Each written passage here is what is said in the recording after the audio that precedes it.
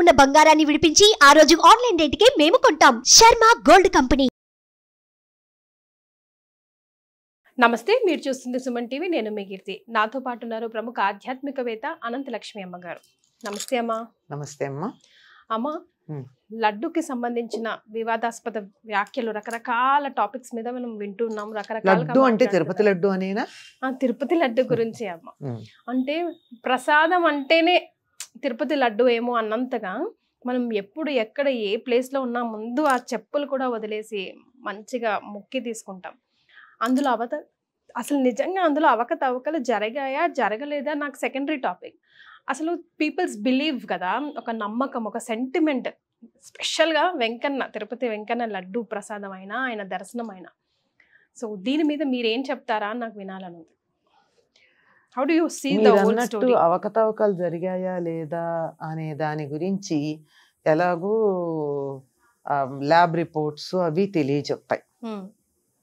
అవి చెప్పే లోపల ఇప్పుడు జరుగుతున్నది ఏమిటంటే, అయ్యో ఇంతకాలం మేము ఇలాంటి ప్రసాదం అన్న పేరుతో తినకూడని పదార్థం మా నోట్లోకి వెళ్ళిందా అని చాలామంది బాధపడడం, దానికి ప్రాయశ్చిత్తాలు చేసుకోవడం జరుగుతోంది. అంటే ఎంతగా మనుషుల యొక్క మనోభావాలు దెబ్బతీసాయో అర్థం చేసుకో. మేము తప్పు చేశామేమో అన్న భావన కలిగింది కదా చాలామందికి. పొరపాటున గుడ్డు కనపడితే దాని వంక చూస్తే కూడా అదేదో ప్రక్షాళన చేసుకోవాలనుకునేటంతటి చాదస్తులు కొంతమంది ఉంటారే, అటువంటి వాళ్ళకి మాట వింటేనే అందులో వాస్తవమో అవాస్తవమో తర్వాత మాట. ముందు ఒక బెలపరం కలుగుతుంది కదా, లోపల చికాకు కలుగుతుంది. ఇంతమంది మనోభావాలు దెబ్బతిన్నాయి. ఇది రాజకీయం చెయ్యకుండా ఇలాంటిది బయటపడినప్పుడు దాన్ని చక్కగా సరిదిద్దితే బాగుంటుంది. ఒకవేళ అవకతవక జరిగితే, పొరపాటు జరిగి ఉంటే సరిదిద్దాలి. జరగకపోతే పర్యవేక్షణ, దాన్ని పరిశీలన చేసి వదిలేయాలి. అంతేగాని ఇంతమంది మనస్సుల్ని బాధ పెట్టడం అన్నది సరైన పద్ధత అని అనిపిస్తోంది. కానీ ఇక్కడ మాత్రం ఒక మాట చెప్పాలమ్మా. ఈ మధ్య కాలంలో ఇంత అని నేను తేదీలు చెప్పలేకపోయినా కొన్ని సంవత్సరాలుగా తిరుపతి లడ్డు పూర్వంలాగా లేదు అని అందులో ఉన్న ఒక జీడిపప్పు లేకపోతే బాదం పప్పు నోట్లో వేసుకుని ప్రసాదం తిన్నాము అనిపించేటట్టుగా నేనే కాదు చాలా మంది అలాగే ఉన్నారు. ఒకప్పుడు లడ్డు ఇస్తే ఇంకొంచెం పెట్టండి అని తినేవాళ్ళు ఇప్పుడు ప్రసాదం కదా అని ఇంతగా తిని ఊరుకుంటుంటే మనం ప్యాక్ చేసి తీసుకురావడంలో పాడైందా, లేకపోతే ఏదన్నా తేడా వచ్చి ఇలా వాసన వస్తుందా అని అనుకోవడమే కానీ ఇందులో ఇలా తేడా జరిగి ఉంటుందని మాత్రం కలలో కూడా అనుకోలేదు. అయితే రుచిలో తేడా ఉందన్నది మాత్రం అందరూ అంగీకరించినటువంటి మాట. ఇందులో ఎటువంటి రెండో అభిప్రాయం లేదమ్మా, రెండో అభిప్రాయం లేదు. తేడా ఉంది, కాకపోతే అది ఎటువంటి తేడా, ఇప్పుడు అందరూ అనుకుంటున్నంతటి భయంకరమైందా అంతకన్నా తక్కువదా అన్నది మాత్రమే తేలాల్సినటువంటి విషయం. దీన్ని రాజకీయం చెయ్యకుండా ఈ రకంగా జరగడానికి కారణమైనటువంటి బాధ్యులెవరో వారిని సరిచేస్తే సరిపోతుంది అని నేను అనుకుంటున్నాను. అంటే అటో ఇటో తేలిన తర్వాత అట్లీస్ట్ ఇంత హైలైట్ చేయాల్సిందేమో అనిపించింది. బికాజ్ అందులో పీపుల్ సెంటిమెంట్స్ అండ్ బిలీఫ్స్ చాలా స్ట్రాంగ్ గా ఉన్నాయి. వాళ్ళే అనుకుంటాను, చూశాను నేను నిన్ననే స్వామివారి లడ్డు మళ్ళీ పూర్వం ఉండేటట్టుగా చేయడం జరిగింది, లోటు సరిదిద్ది అని అలాంటి అర్థం వచ్చేట్టు మాట్లాడా. అంటే లోటు సరిదిద్ది యథాప్రకారం చేశారు అంటే అర్థం ఏంటి? మధ్యలో లోటు ఉందని ఒప్పుకున్నట్టే కదా. అది ఎటువంటి లోటు అన్నది మాత్రం తేడా ఉందన్న వరకు పర్వాలేదు, కానీ అది ఏ రకమైనటువంటి తేడా, ఇంత భయంకరం, ఇంత నీచం, ఇంత గుండెలు తట్టుకునేటట్టు, గుండెలు అవిసిపోయేటట్టు ఉన్నది అని చెప్పకుండా ఉండవలసిందేమో. కానీ చెప్పడం వల్ల ఒక ప్రయోజనం కూడా ఉందేమో. చెప్పడం వల్ల ఒక అలర్ట్ మెసేజ్.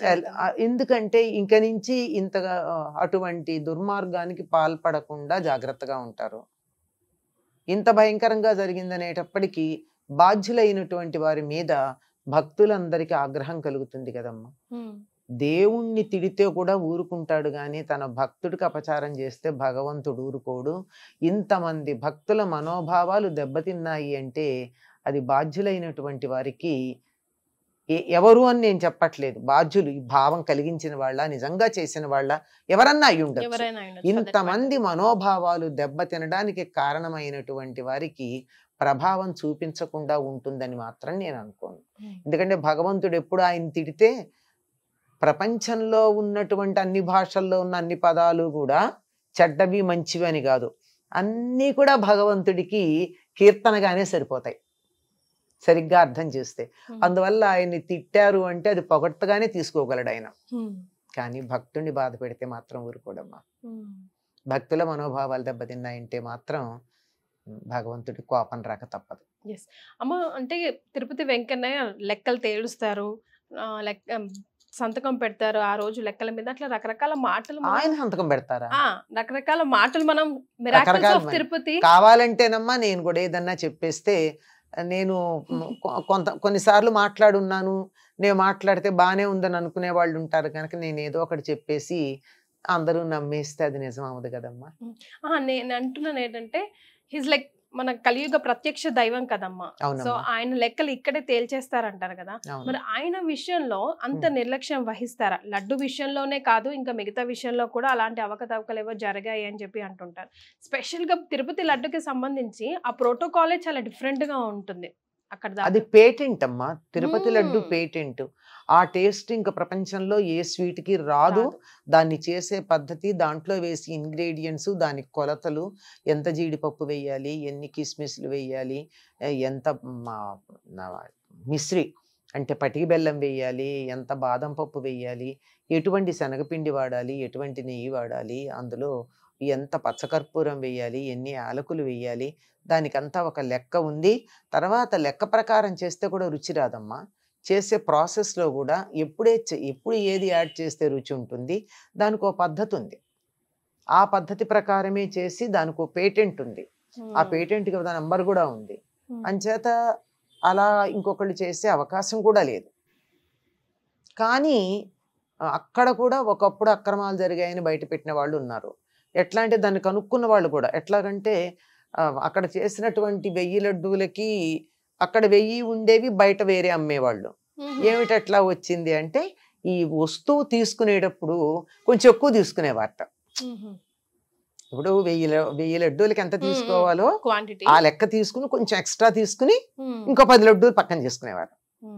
అట్లా అది బయట పెట్టి, అది జరిగింది అంతకుముందు ఓపెన్ గా, అది జరిగి దాన్ని బయట పెట్టి అలా తీసుకోకుండా దానికి జాగ్రత్త చేసి అక్కడ రా మెటీరియల్ ఇచ్చే చోటే చెక్ చేశారు. ఇదంతా అప్పుడు ఉన్నటువంటి వాళ్ళు చెప్పారు. కనుక ఇలాంటివి ఎక్కడైనా అసలు కల్తీ లడ్డూలో జరిగిందో లేదో మనకి తెలియదు, కానీ ఇక్కడ జరిగింది, మనిషి మనస్సులో జరిగింది. దానివల్ల అనేక రకాలైనటువంటివి తయారవుతున్నాయి. కల్తీ లేని లడ్డు ఇప్పుడు దొరుకుతోంది, అందరూ తింటున్నారు అని టీటీడీ వాళ్ళు అనౌన్స్ చేశారు అంటే ఇంతకు ముందు కల్తీ ఉన్న లడ్డు అనే కదా అర్థం. నేను వచ్చింది దాంట్లో ప్రత్యేకంగా న్యూస్ ఐటమ్ గా స్క్రోలింగ్ లో వచ్చింది. కల్తీ లేనిది ఇప్పుడు ఇచ్చిస్తున్నామంటే అర్థం ఏంటి, అంతకు ముందు కల్తీ ఉందనే. ప్రెసెంట్ గవర్నమెంట్ ఇప్పుడు ఇన్వాల్వ్ అయ్యాయి కాబట్టి ఇది ఒక గవర్నమెంట్స్ కి సంబంధించి, పాస్ట్ ప్రెసెంట్ గవర్నమెంట్స్ కి సంబంధించిన యుద్ధం లాగా నడుస్తుంది తప్ప అది మానేయాలంటున్నాను. అది నేను అనేది ఏంటంటే ఎవరు అధికారంలో ఉండగా వచ్చింది అన్నది సరే, అది తర్వాత చూసుకోండి. అది రాజకీయం మనకి సంబంధం లేదు. భక్తుల మనోభావాలు దెబ్బతింటానికి రాజకీయంతో సంబంధం ఏమిటి? మనకి చాలా ఇష్టమైన వాళ్ళు కూడా మన అప్పుడప్పుడు బాధ పెట్టచ్చు, అది కాదు. అయితే ఇది ఎవరి స్వభావాలు ఎట్లాంటివి అని తెలుసుకోవడానికి పనికి వస్తుంది. ఇందులో కేంద్ర ప్రభుత్వం ఇన్వాల్వ్ అయ్యింది, ఫుడ్ సేఫ్టీ అవి చూసే మినిస్ట్రీ నడ్డా గారు కూడా ఇందులో ఇన్వాల్వ్ అయ్యారు. ఎందుకంటే ఇది ఫుడ్ ఐటమ్. ఓ పువ్వు ప్రసాదము అయితే దాని గురించి పట్టించుకునేది, అక్షతల ప్రసాదం అయితే పట్టించుకోరు.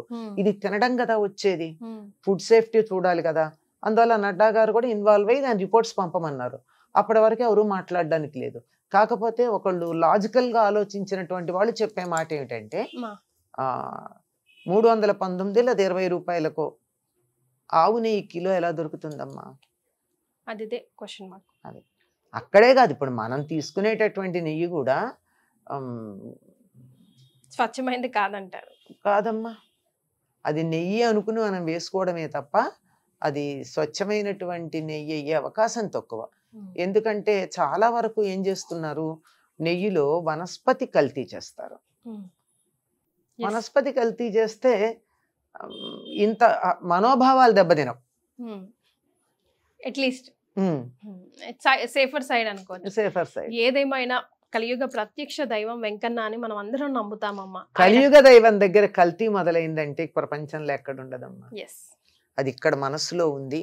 మనుషులు ఒక్కసారి పెరుగుట బిరుగుట కొరకే అని చెప్పి ఇంత తీవ్ర స్థాయిలో మహాప్రసాదంలోనే ఇంత మహాపచారం జరిగింది అంటే తారస్థాయికి వెళ్ళింది కదా.